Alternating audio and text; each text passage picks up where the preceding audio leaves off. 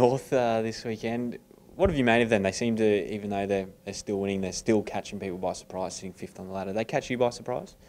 Not really. I mean, other than last year, North have been a finalist in the 3 or 4 years leading up to that, and their list is very healthy at the moment. They've got a lot of experienced players, and what they've been able to do is no surprise at all, and it's a great challenge for us to go down to Etihad Stadium and play them there. It's a little bit like playing the Swans last week. You know, they're up around the same echelon as the Swans, and so it's another fantastic opportunity for us to test ourselves and to find out where we're at as a footy team, and to continue to identify areas for improvement. Why do you think then, like they haven't caught you by surprise, but why do you think they have caught some other experts and past players and commentators by surprise if it's only sort of last year that looked like a bit of an anomaly? I've got no idea other than to suggest that they had a lot of injuries last year to key players and couldn't get form and continuity. And they've been able to do that this year, and the competition's so even now that it comes down to those little things like player availability to make it consistently good.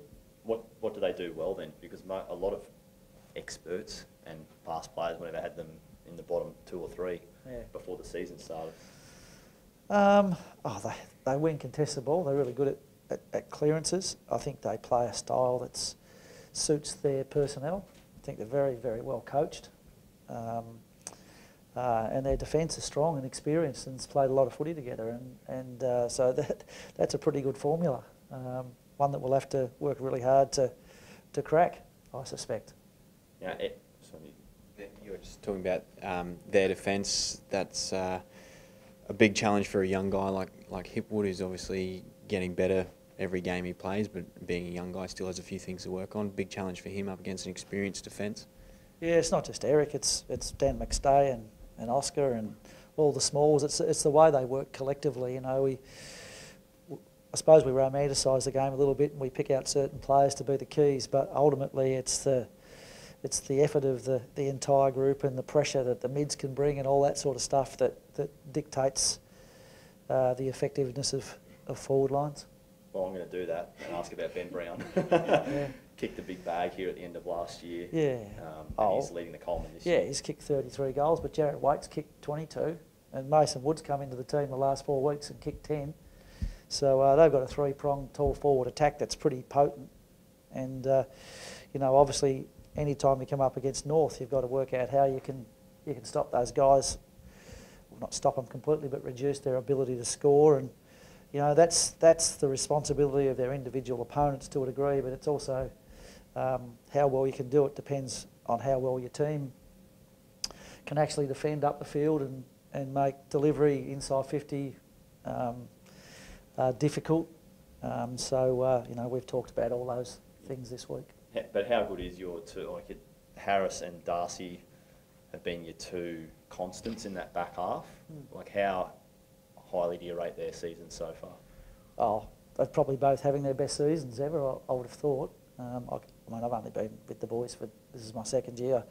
I couldn't tell you what they were like before that to any great degree, but I suspect they're not as good as they are now because they've grown and they've matured, and they look forward to the challenges of playing on the good forwards. But as I say, they haven't got it on their own. How well they can do their job very much depends on the assistance they get from their teammates.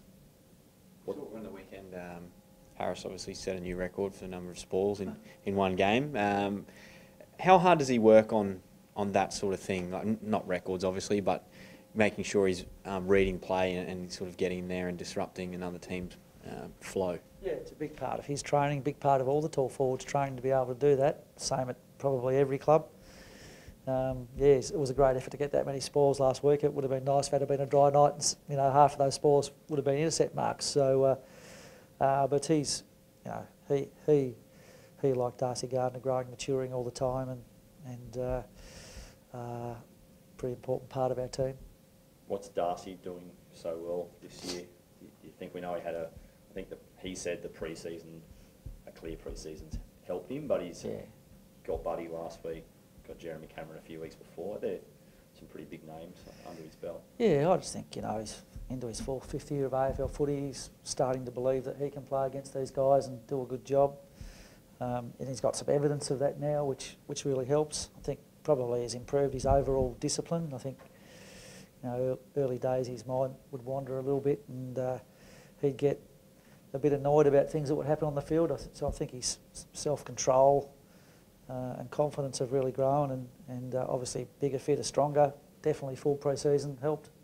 So you mentioned earlier they've got a three-pronged forward attack, and Matt Eagles has gone out, so you're going to have to, whether it's Josh Walker comes in or Dan McStay goes back or whatever, you're confident that whoever else you put back there is going to be match ready and able to do the job in that back half? Yeah, we've had a number of guys that have been really playing well in the NEFL, so they've been looking forward to their opportunity, and you know, we'll find out who's got that other third tall role when the game starts on Sunday.